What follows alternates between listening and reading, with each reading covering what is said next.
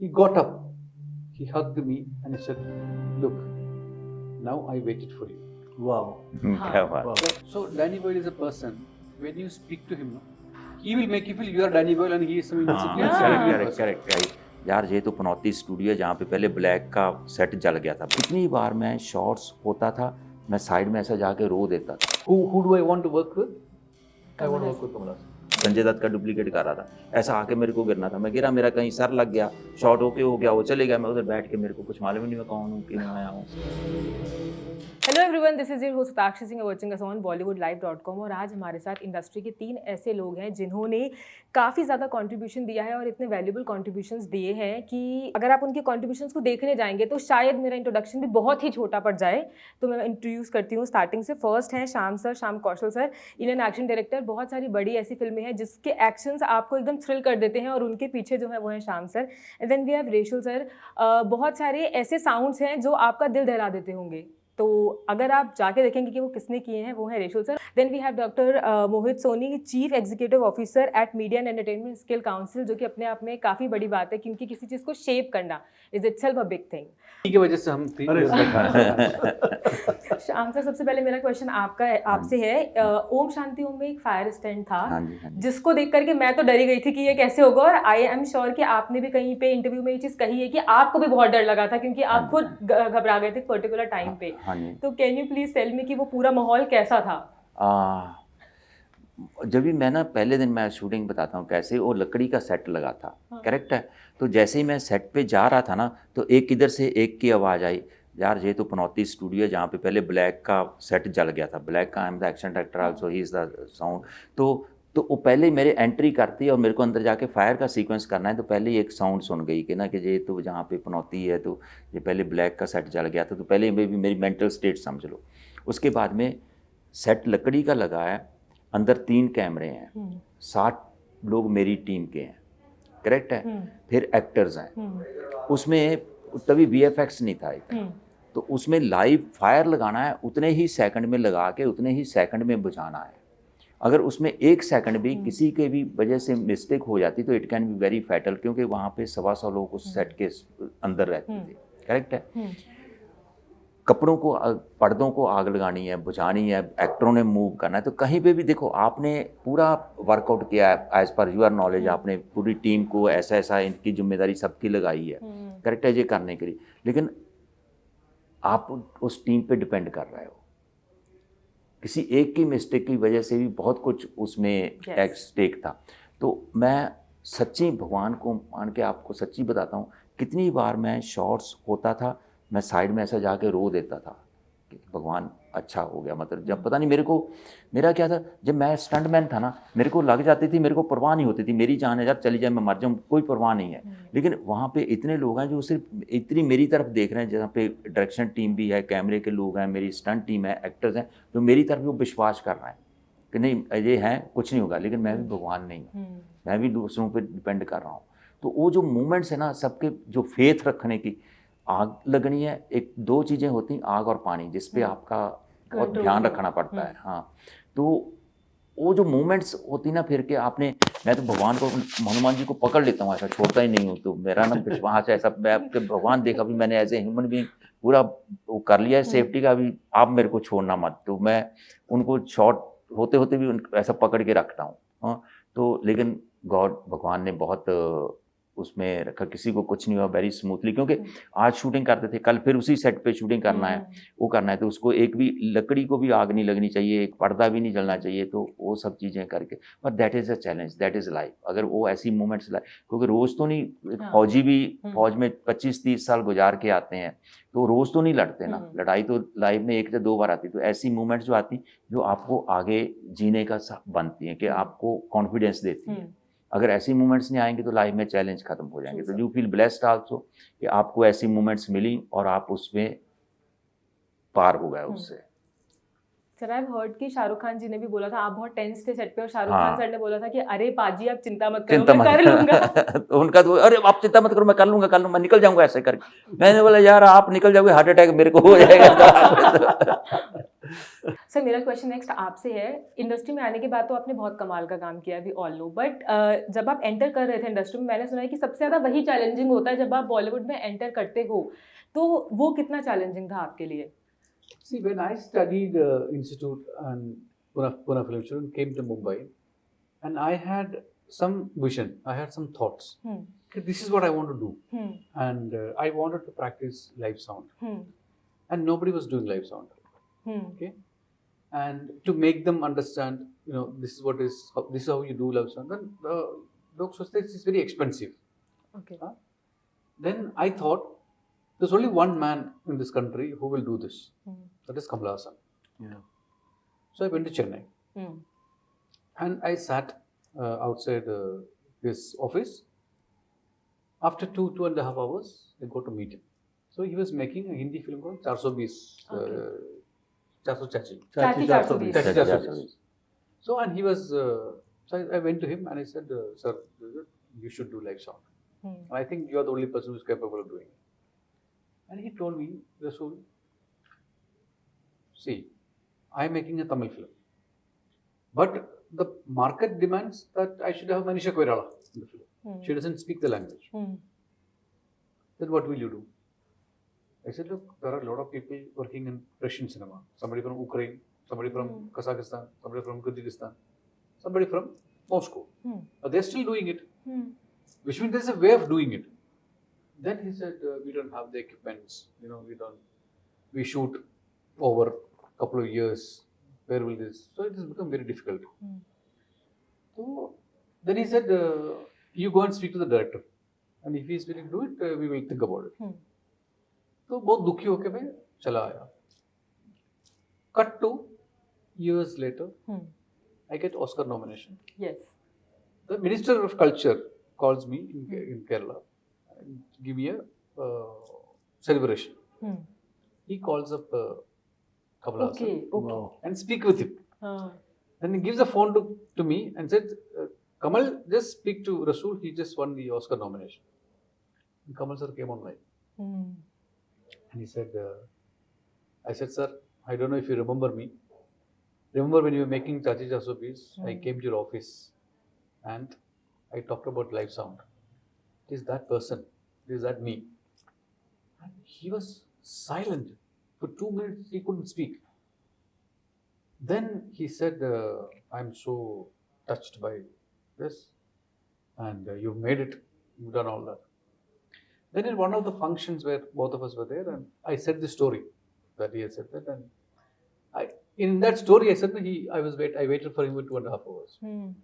Imagine, this is what that man, and one television channel, one television award, he and me was invited.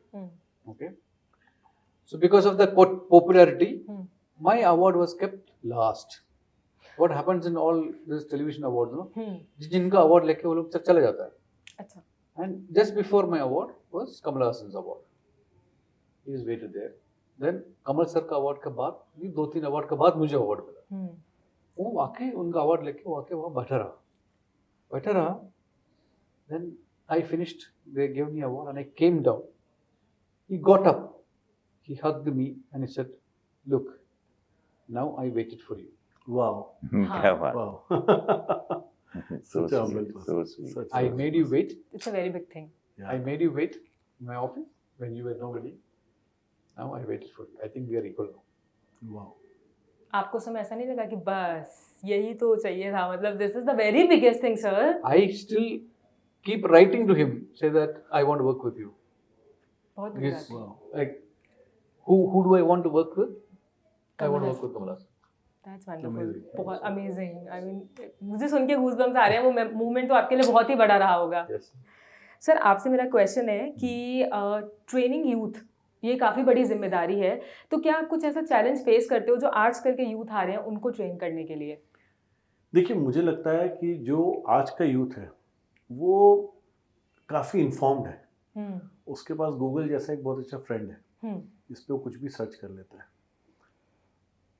सिर्फ एक challenge मुझे लग रहा है जो सबसे ज़्यादा है, उन लोगों को ये समझना होगा कि जब तक प्रैक्टिकल एक्सपोजर नहीं मिलेगा किसी चीज़ का और जब तक उस चीज़ को आप खुद नहीं कर पाएंगे तब तक वो चीज़ सीखना बहुत मुश्किल है। एक एग्जांपल मैं आपको देना चाहूँगा। एक स्टूडेंट आया और बोला, आप मुझे म्यूज़िक की ट्रेनिंग दे रहे हैं, साउंड बनाने की ट्रेनिंग दे रहे हैं, तो आप लोगों का कोर्स काफ़ी लंबा है, लेकिन मैंने तो सॉन्ग एआई पे जाके अपना एक चैट जीपीटी से गाना लिखा और सॉन्ग एआई पे जाके 3 मिनट में वो गाना बना लिया। तो मैंने बोला बहुत अच्छा किया आपने और बहुत बेहतरीन गाना बना लिया आपने। अब एक बार इस बेहतरीन गाने को आंख बंद करके कान में ईयरपॉड्स लगा के दोबारा सुनिए और 5 मिनट बाद आइएगा और फिर समझिएगा कि उस गाने में कमी कहाँ रह गई थी। 5 मिनट बाद वो आया और उसने बोला, सर ये गाना बहुत फ्लैट लगा मुझे लगा ही नहीं कि गाने में कहीं फीलिंग्स हैं। तो मैंने बोला क्यों, अभी तक तो ये बेहतरीन गाना था।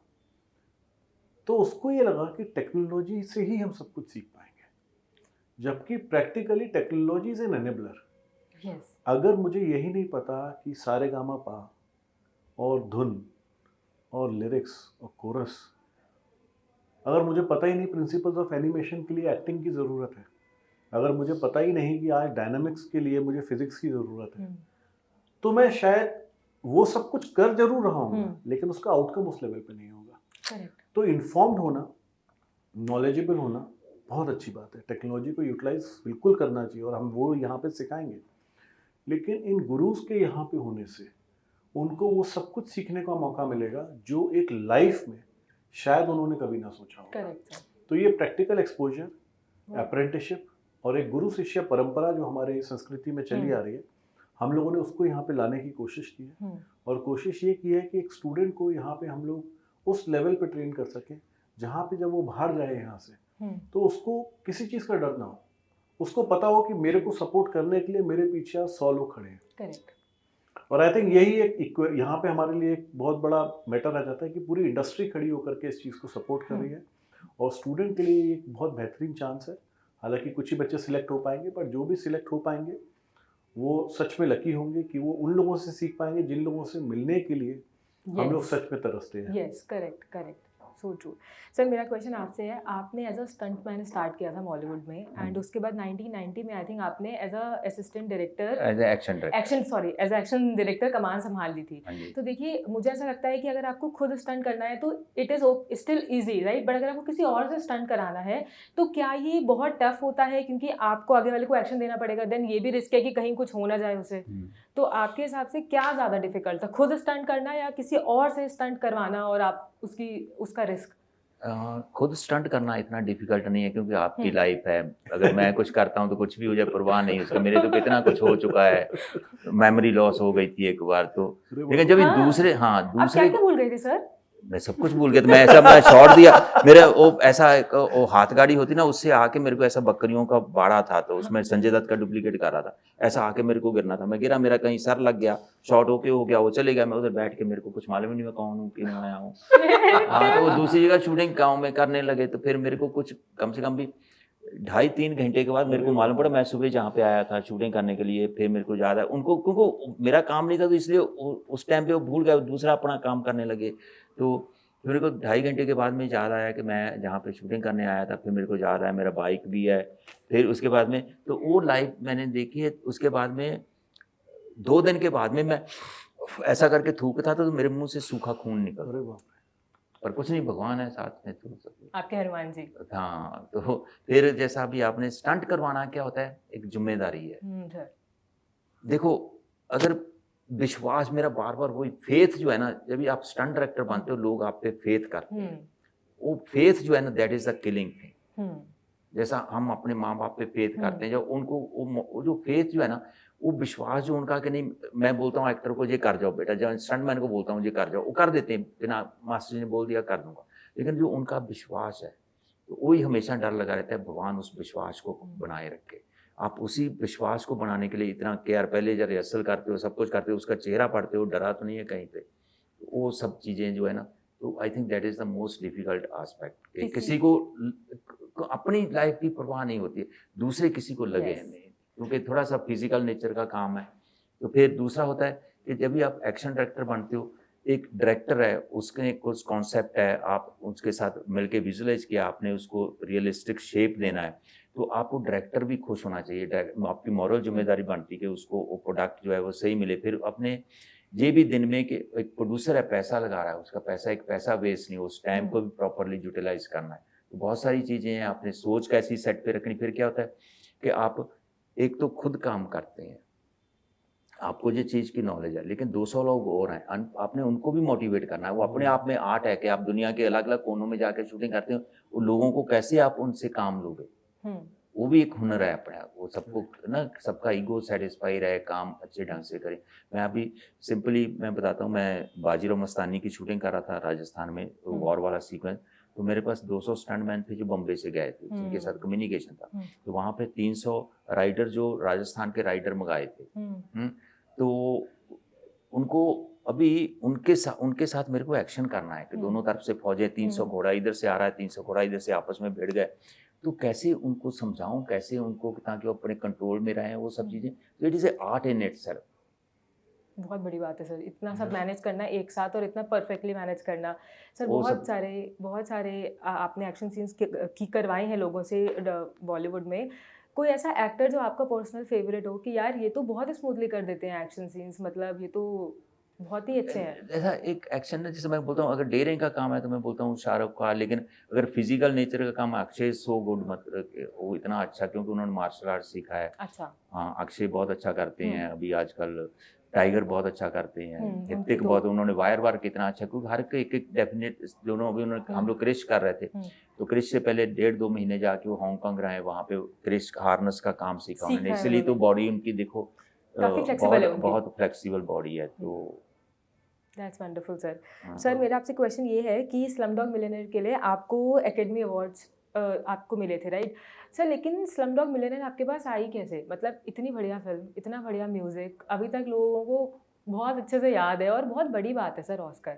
तो कैसे वो ब्रेक कैसे आया, मतलब? एक लड़ाई के ऊपर आ गया। तो स्लमडॉग का ये हर चीज लड़ाई से कैसे शुरू हो रही है सर? वो बहुत सारा लड़ाई होता था मेरे साथ। तो स्लमडॉग का जो प्रोड्यूसर्स थे, इंडिया का जो प्रोड्यूसर है, इंडिया टेक वन करके कंपनी था, परवेश साहनी, तबरेज नूरानी, ये तो वेले and Parvesh is from Delhi. तो हम प्रकाश वर्मा का एक कमर्शियल हम शूट कर रहे थे उत्तराखंड में कहीं। तो Prakash Verma wanted to do live sound, तो मुझे बुलाया। तो मेरे पास एक 10-15 पेटियां हैं, उसके साथ सोफिस्टिकेटेड इक्विपमेंट सब लेके, मुझे पता नहीं क्या शूट कर रहे लोग, तो मैं सब कुछ लेके गया। तो मैं प्रोडक्शन को बोला कि भाई ट्रेन में जा रहा है, तो कहीं कोई रास्ता नहीं है, दिल्ली से ट्रेन में जाना पड़ा। तो मैंने बोला कूपे बुक करो, ताकि कूपे में हमारा सामान रख दे। तो हम 2 जनी हैं, तो उन्होंने 2 टिकट बुक की। तो जब मैं दिल्ली में आया तो we only have 2 seats, where do I keep all the equipments? तो मेरा और प्रवेश के साथ झगड़ा हुआ। मैं बोला आप ऐसे कैसे सो सकते हो? तो ऐसे करके झगड़ा हुआ। देन उन्होंने एक आध टिकट उनका जगह दे दिया, तो हम मैं रखा, फिर वहीं से ये सब लेके उत्तराखंड से हम चले गए, ऊपर चले गए। And we had very bad fight, तो आपस में बात भी नहीं कर रहा। तो पहला दिन शूट शुरू हुआ, बहुत ही डिफिकल्ट टेरेन में शूटिंग कर रहा है। हम शूटिंग किया, तब इनको पता चला कि ये शूटिंग इनका काम है, ये तो अच्छा काम कर रहा है, अच्छा मेहनत से काम कर रहा है। तो इन्होंने कल जो मेरे साथ फाइटिंग किया था, ये तो सही कारण में फाइट किया था। तो शाम को सब ये लोग बैठे थे, मैं ऐसे आपस से चल रहा था, उन्होंने मुझे बुलाया, रसूल भाई कम सिट विद अस। तो हमने ऐसा बातचीत शुरू किया। तो then he apologised, I also apologised. मैं बोला मेरा बचपना में मैं ऐसे कुछ बोल दिया। देयर स्टार्टेड अ फ्रेंडशिप, तो जब डैनी बॉय इधर आ रहे थे, एंड आई वाज शूटिंग सावरिया दैट टाइम विद गंजाली साहब, एंड सावरिया एंड गजनी। ओके। तो बीच में अपना आमिर साहब ने 6 महीने का ब्रेक लिया बॉडी बनाने के लिए, तो हमारा तो कोई काम नहीं था। तब ये प्रवेश का फोन आया, रसूल भाई हमें एक इंटरनेशनल फिल्म शूट कर रहा है, तो आप करेगा, साउंड करेगा क्या? बोला कौन शूट कर रहा है? Who is the director? I said Danny boy. तो मेरे लाइफ में ना ऐसा बहुत सारा कोइंसिडेंस हुआ। अभी मैं कमल साहब के बारे में बोला, जब मैं इंस्टीट्यूट में पढ़ रहा था ना, मेरा रूम नंबर D22, मेरा रूम नंबर में ट्रेन स्पॉटिंग का एक पोस्टर हुआ करते थे। अच्छा। वो डैनी बॉयल का पहला फिल्म। मैं सर डैनी बॉयल, जैसे रुक मैं जाके नेट में जाके चेक किया तो अच्छा है, डैनी बॉयल इंडिया में प्री प्रोडक्शन कर। I said I will do it without anything, no money, I will do the film. That is how I jumped into it. Then I met Danny Boyle, of course, we spoke and all that. मैं हाँ इसी जी। का मैं as an action director उसमें काम किया हाँ। Slumdog millionaire में। हाँ। तो ना देखो उनका मैं सिर्फ वो एक होमवर्क कितना होता होगा। मेरे को इनका प्रवेश सानी का फोन आया कि ऐसे ही डायरेक्टर आए, मेरे को नहीं मालूम डैनी बॉयल को, वो आपसे मैरियट में मिलना चाहते हैं। तो मैं मैरियट में मिलने गया तो मेरे को लगा कि पूछेंगे क्या किया या कुछ किया आपने, कुछ नहीं, ऐसे ही टेबल पे बैठे आए।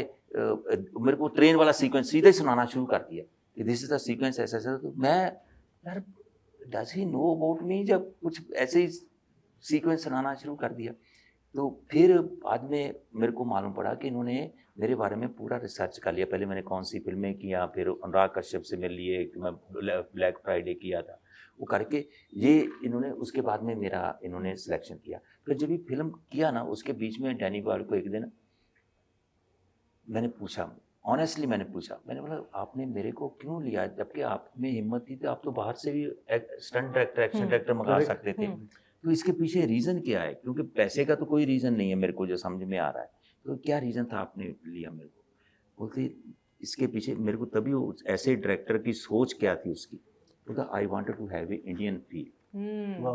That's wonderful. जो आप एक्शन जो इंडिया के मेरे को वैसा चाहिए था, जो बाहर से आता वो बड़ा पॉलिश्ड प्रोडक्ट देता, वो जो मेरे को नहीं चाहिए था। आप जिस ढंग से इंडियन का एक एक्शन डायरेक्टर मेरे को करके देगा, जहाँ इंडियन टेक्नीशियन मेरे को करके देंगे, वो बाहर वाला मेरे को नहीं करके देता, इसलिए मैंने आपको लिया। सर एक्सैक्ट सेम थिंग मेरे साथ भी हुआ। क्या बात है सर? तो मैं डैनी बॉयल को मिलने के लिए गया मैरिट में, उनको ब्रेकफास्ट टाइम में मिल गया, मैं वहाँ पर गया तो so Danny Boyle is a person when you speak to him no he will make you feel you are Danny Boyle and he is some correct. हाँ तो गया तो उनका हाथ में एक पेपर है, तो मैं सोचा ये पेपर क्या पढ़ रहा है। तो देखा तो वो पेपर पूरा देखा तो बोला रसूल, so he is actually printed out with my IMDb complete list of films. He asked me which of this film I should watch of yours. So उन्होंने मेरे बारे में सारे रिसर्च किया हुआ था। पूछ रहा है कि इसमें से आपको कौन सा फिल्म देखूं। तो मैंने सोचा कि मैं क्या जवाब दूं, खराब फिल्म भी है इसमें, अच्छा फिल्म भी है। मैंने बोला sir you can pick up any film, I am there. That's wonderful. Then हमने स्क्रिप्ट पढ़े, बोला then like you said, so I asked him why did you take me, because sound वैसे भी इंडिया में कोई ऐसा कर ही नहीं रहा है। He said the way you guys do sound in Indian cinema is completely different than Western cinema.